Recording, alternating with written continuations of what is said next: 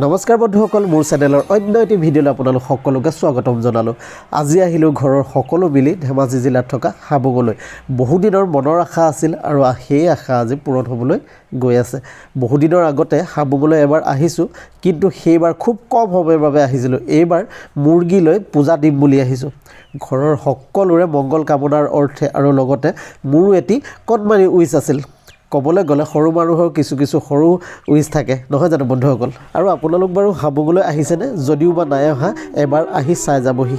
নেদেখাজনক পূজা কৰা ঠাই, গতিকে পবিত্ৰ হ'বই। এয়া মই মুৰ্গী লৈ সাজু হৈছোঁ পূজা দিবলৈ বুলি। এই ঠাইখিনিতে মুৰ্গী লৈ পূজা কৰা হয়। এটা ডাঙৰ কথা কি জানেনে?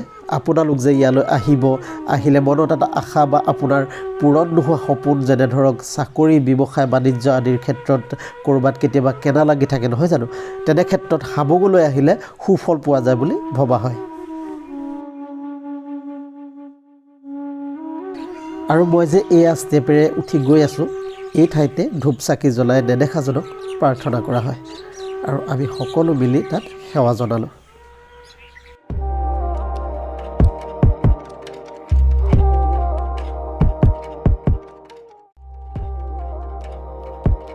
এইবাৰ আমি দুপৰীয়াৰ আহাৰ তাতেই বনাই খোৱাৰ ব্যৱস্থা কৰিলোঁ। হাবুঙৰ এটা নিয়ম যে আমি যিটো মুৰ্গী আগ কৰি দিওঁ, সেই মুৰ্গীটো আকৌ আমাকেই দি পঠায় আৰু মন্দিৰৰ কাষত অজস্ৰ ঠাই আছে, তাতেই বনাই খাবলৈ অনুমতিও দিয়ে। যদি ঘৰৰ পৰা আপোনালোকে একো বস্তু নিদিয়েও, তেতিয়া একো অসুবিধা নোহোৱাকৈ আপোনালোকে তাত আহাৰ গ্ৰহণ কৰি আহিব পাৰিব। চাউল, মিঠাতেল আদিটো তাত উপলব্ধ। তাৰ উপৰিও বতুৱা, কেৰাহী বা টেণ্টৰ অন্যান্য সামগ্ৰী আপোনালোকে খুব কম মূল্যত ব্যৱহাৰ কৰিব পাৰিব। খৰি পৰ্যন্ত আপোনালোকে তাত পাব। আমি মাত্ৰ চকী, টেবুল ল'ব লগা হ'ল। তাৰ বাহিৰে সকলোবোৰ বস্তু আমি ঘৰৰ পৰাই লৈ গৈছিলোঁ।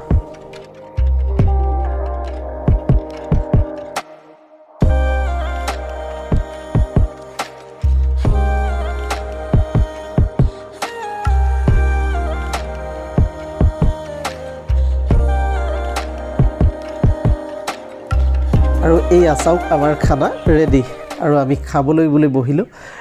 খাই বৈ ঘৰলৈ উভতি যাব লাগিব, যিহেতু এতিয়াও হাবুঙৰ পৰা ঘৰলৈ প্ৰায় 150 কিলোমিটাৰমান যাব লাগিব। সেয়ে আমি অলপো পলম নকৰিলোঁ।